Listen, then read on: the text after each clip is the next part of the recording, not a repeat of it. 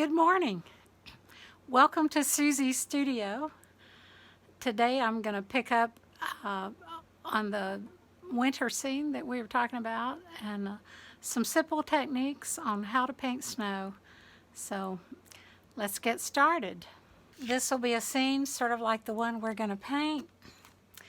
And I've already done a little sketch or preliminary sketch and from a couple of photos. And what I noticed was that where I've got the skeletons of trees, and then I've got a road that I'm going to pay attention to, and then I have a running fence. But the fence I'm going to modify a little bit. I think it came out a little too straight, so that's what I'm going to do right now. I'm going to use a kneaded eraser to pick up a little bit of it. And I'm going to let it meander just a little bit more than what I have it here.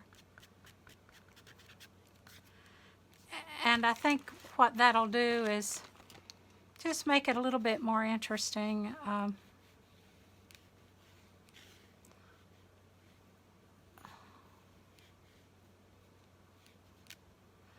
And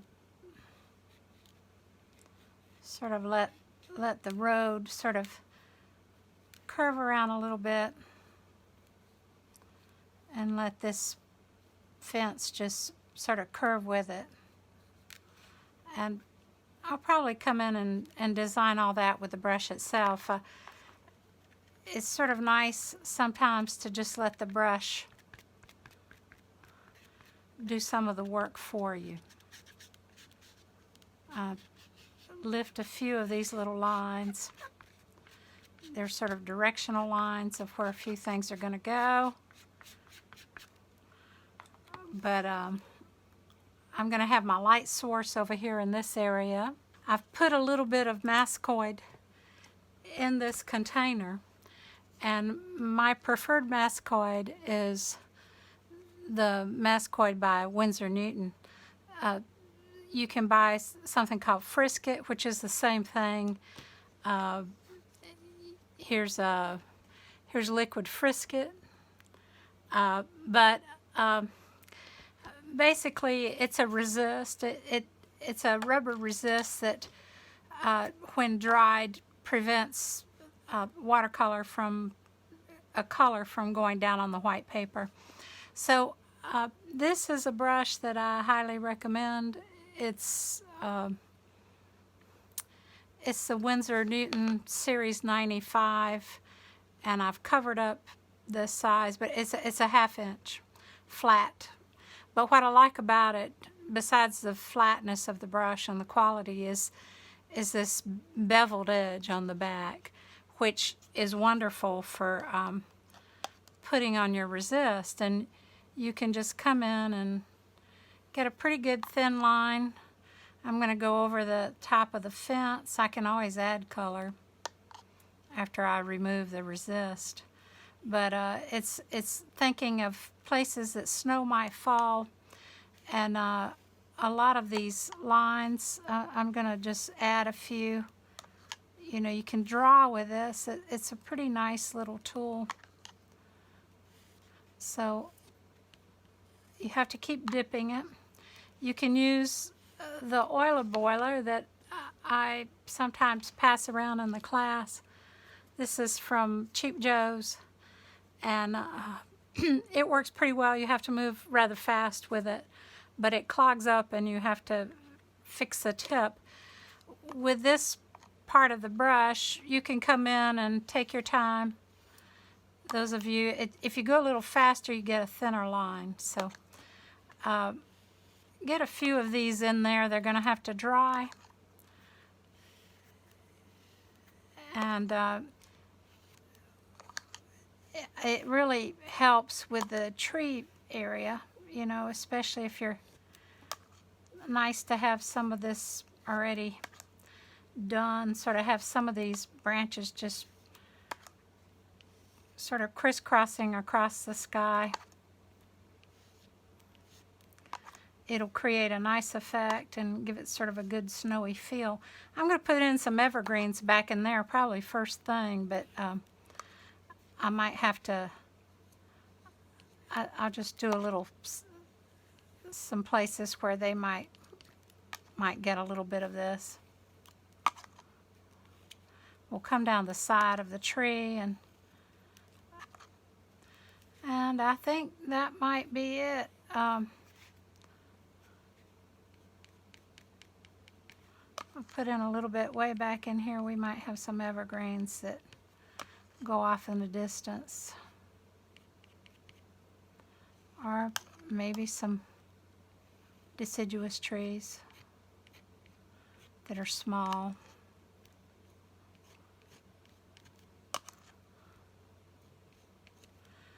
Now I need to let my resist dry. The snow all around is going to be areas that I don't paint. So the good thing about using this brush is that you can just come in here and wipe it off. And I like to be able to do that. So you're good to go. You're not ruining a brush. If you do use a small brush, use a cheap one, dip it in dishwashing soap, and it'll last more than 1 or 2 dabs. Anyway, I did something that most people tell you not to do. I used the hairdryer to dry it. You don't want to have anything that's wet, especially a wet rubber touching your good brushes. So be sure and get it good and dry, whether you let it rest overnight or use the hairdryer. I think it'll be fine. I'm going to come in now and start working a little bit. I like to start with the sky, and I've replenished and I've cleaned my palette, and I don't know if you can see my palette. Yeah. So I've cleaned my palette, and so now I'm mixing a little cobalt blue with some water. I'm going to give the sky a little wash. And you can see how the resist is working. I'm going to go very carefully around these hills because I want them to stay white for the snow that's going to be coming down. What I've done is basically sketch in areas with very loose, warm blues to give a feeling of, I'm leaving a lot of white, so you need to remember that. So what I need to do next is stop this and go use the hairdryer and dry this a little bit, and then I'll be back. So we're back right now, and I've dried the painting, and I guess you can sort of see what we've got. All right, it looks very loose. Wherever there is resist, wherever there is the mascoid, I'm going to come in alongside that and get some of my trees drawn out. Okay, so let's start doing that. I will do the fence and the trees, and then we'll put in sort of a pine back here in the back. And then we'll pull in some of these deciduous trees in here as well. So let's get started with some of these deciduous trees. We've mixed that grayish brown. I'll put a little more brown in it. So that's that burnt sienna, and I've got burnt sienna, a little bit of ultramarine blue, which they make a nice gray, and sort of a vibrant gray. And I'm going to come in and just sort of, these trees are right in here are going to be in front of the fence.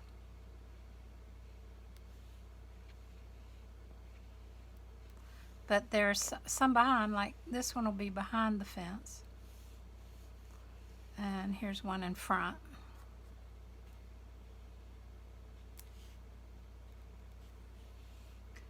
And there will be snow on these limbs when we lift up that resist. I'll get my rigger brush and do a little finer detail on these after a while. It'll be good to see what we have, really, because a lot of this is you're sort of guessing what things are going to look like, you know. So you put your resist in there and you hope that you can work it out to make it look like snow. It always works, though. A lot of watercolor painting is sort of like believing that you can do it. You know, you just and not giving up. A lot of people just give up too soon on a painting, and it takes a few layers before you really get something that is of good quality. So, you know, give yourself the opportunity to be a success.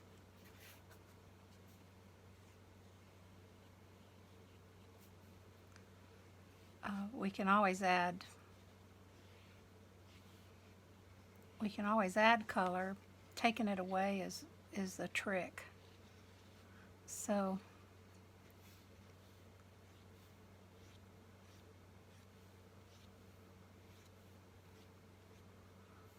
yeah, having enough of this on here is important. I'm going to go ahead and work on this fence. You know, it's teeny tiny back in here. Might not need much to let people know you've got one.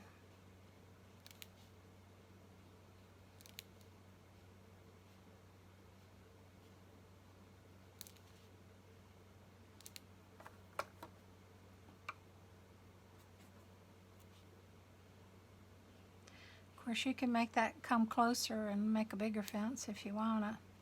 Fences are tricky. They can lead your eye, and next thing you know, you don't have much of a painting left. I'm going to use this same color, you know. As trucks and cars begin to meander in and out of the road, they leave these little ruts that start showing up. And so if you just, instead of drawing straight lines, do some little jaggedy things and, you know, let some of the rocks sort of pop up as the snow melts. It'll also help direct your eye to the back of the painting, and that's an important thing. Here we've got, you know, the mess of what happens when snow begins to melt. And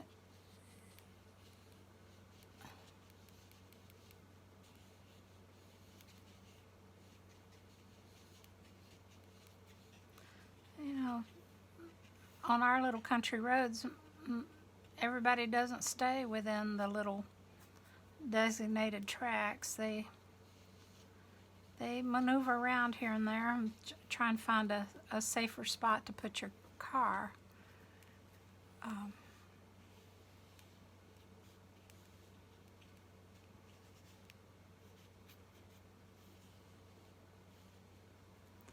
I'm gonna hit this. To me, that's got too much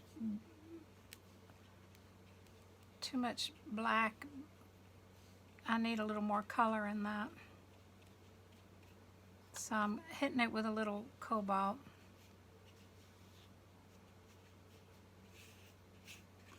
Sometimes you can turn your brush sideways and get these little raspy things, which makes for a nice texture in the snow.